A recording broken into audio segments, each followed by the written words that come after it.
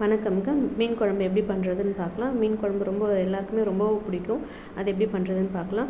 முதல்ல வந்து எண்ணெய் போட்டுக்கோங்க. நல்லெண்ணெய் போட்டு கடுகு, உளுத்தம் பருப்பு, கடலப்பருப்பு போட்டு நல்லா பொரிய விட்டுக்கோங்க. நல்லா பொரிஞ்சு வந்ததுக்கப்புறம் தேவையான ஜீரகம் போட்டுக்கோங்க. கொஞ்சம் வெந்தயம் போட்டுக்கோங்க. ஏன்னா குழம்புங்கிறதுனால புளிப்பு போடுறதுனால நம்ம வெந்தயம் போடுறது நல்லது. அப்புறம் பச்சை மிளகா, கருவேப்பிலை, கொத்தமல்லி, அப்புறம் கட் பண்ணி வச்ச வெங்காயம், அதுக்கப்புறம் தக்காளி வந்து நீங்கள் எந்த அளவுக்கு குழம்பு வைக்கிறீங்களோ அதுக்கேற்ற மாதிரி வச்சுக்கோங்க. நான் ஒரு எலுமிச்சை அளவுக்கு புளி எடுத்ததுனால பெரிய தக்காளியை 1 எடுத்துக்கிட்டேன். அதுக்கப்புறம் பூண்டு போட்டு நல்லா வதக்கிக்கோங்க. வதக்கிட்டு மஞ்சத்தூள், மிளகாத்தூள், தனியாத்தூள் எல்லாத்தையும் போட்டு நல்லா வதக்கிக்கோங்க. வதங்கினதுக்கப்புறம் அந்த எலுமிச்சம்பழம் கரைச்சி வச்சதை அதையும் ஊற்றிக்கோங்க. நல்லா ஊற்றிட்டு நல்லா கொதிக்கட்டும். அதுக்கு நடுவில் நாங்கள் வந்து தேங்காய் அரைச்சி ஊற்றி தான் நாங்கள் குழம்பு வைப்போம்.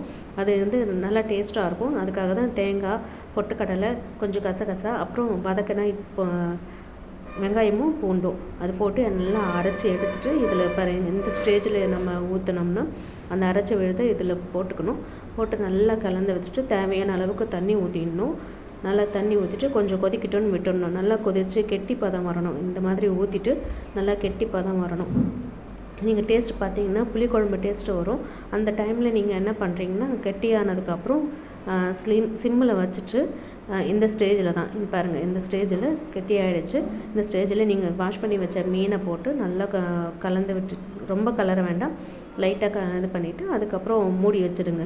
மூடி வச்சுட்டு ஒரு 5 மினிட்ஸ் கழித்து மறுபடியும் திறந்து பார்த்துட்டு பாருங்கள். இந்த மாதிரி மூடிட்டு திறந்து மறுபடியும் ஓரளவுக்கு திருப்பி விட்டுடணும். மீன்லாம் திருப்பி விட்டுட்டு அதுக்கப்புறம் நீங்கள் மறுபடியும் மூடி வச்சு கொதிக்க விட்டுருங்க. அதுவும் ஒரு 5 மினிட்ஸ் இல்லைன்னா 3 மினிட்ஸ் விட்டால் போதும். நல்லா வெந்திருக்கும் மீன். இந்த மாதிரி மூடி விட்டுட்டு பாருங்கள். இப்போ பாருங்கள், நல்லா வெந்திருக்கும் மீன். பார்த்தீங்களா, உங்களுக்கு தெரியும். அழுத்துனா அழுந்து வரும். பாருங்கள், சூப்பராக வெந்திருக்கு மீன். நல்லா வெந்திருக்கு. இந்த மாதிரி அழுந்து வரும். நல்லா வெந்திருக்கு. நல்லா டேஸ்ட்டாகவும் இருக்கும். ட்ரை பண்ணி பாருங்கள். தேங்க்யூ.